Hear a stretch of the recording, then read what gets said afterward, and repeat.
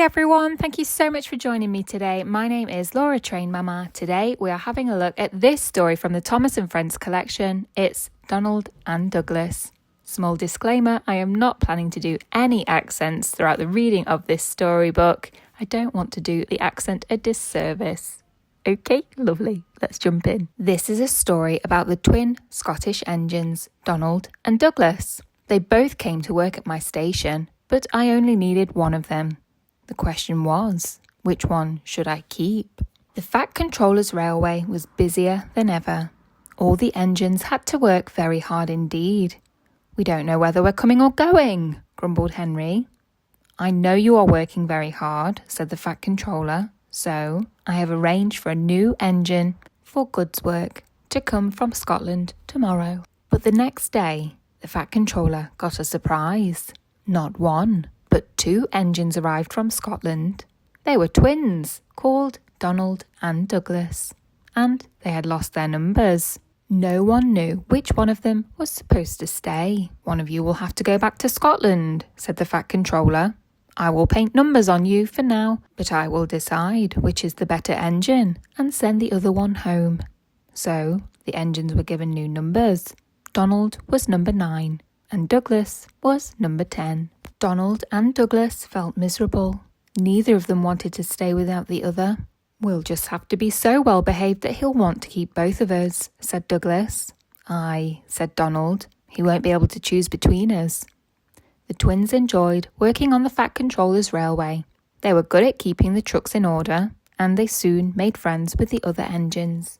Every day, Gordon's express train steamed in with a special coach for passengers travelling on Thomas's branch line. Duck had to remember to shunt the special coach for Thomas to pick up. Douglas said to Duck, "Why don't I move the special coach tomorrow?" "That would be very kind, Douglas," said Duck gratefully. The next day, when Gordon arrived with the special coach, Douglas was busy worrying about being sent back to Scotland. "I couldn't abide going back alone," said Douglas to himself. He was so worried that he forgot to take the special coach to Thomas. He pushed it into the siding and went to join Donald. When Thomas came along, he couldn't find his coach. A group of angry passengers complained to the Fat Controller. The Fat Controller went to find Douglas. "I'm very annoyed, Douglas," he said. "It looks as though you may be going back to Scotland." Next day, Douglas was extra careful he didn't do anything wrong. But Donald was unlucky. He backed into a siding where the rails were slippery. Poor Donald couldn't stop. He crashed through the buffers into a signal box, leaving the signalman sitting on the coal in the tender. "You clumsy great engine!" cried the signalman. "You've jammed my points!" The Fat Controller was very annoyed. "I'm disappointed in you, Donald," he said. "I was going to send Douglas back and keep you, but now I'm not so sure." Donald felt very sorry. That night, snow came to the island and covered all the tracks. Most engines hate snow, but Donald and Douglas love it. They knew just what to do. They puffed busily backwards and forwards, patrolling the line. They even rescued other engines who got stuck in the snowdrifts. All the other engines liked Donald and Douglas. Everyone was sad that one of them was going to be sent away. "They were wonderful in the snow," said Henry. "What we need is a deputation," said Edward. "What's a depot station?" asked Henry. "A deputation is where engines tell the Fat Controller that something is wrong and ask him to put it right," replied Edward. "I propose," said Gordon quickly, "that Percy be our desperation." So it was Percy's job to speak to the Fat Controller. He wished it wasn't. "Please, sir, they've made me a disputation," said Percy. "To speak to you, sir." "Do you mean a deputation?" asked the Fat Controller.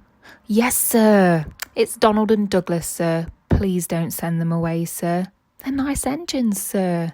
The Fat Controller smiled. The next day, the Fat Controller went to see Donald and Douglas. "I hear you've been doing good work in the snow. What colour paint would you like?" The twin engines stared at him. "Blue, please, sir," they said in surprise. "Does this mean we'll both be staying, sir?" asked Donald. It certainly does, said the Fat Controller. But the rest of his speech was drowned in a delighted chorus of cheers and whistles. That brings us to the end of the story of Donald and Douglas. I really hope that you enjoyed listening along with me today, and if you did, please don't forget to hit that like button, share with a friend, why not? You could even check you're subscribed if you want to be notified of future story readings. And other than that, have a great day.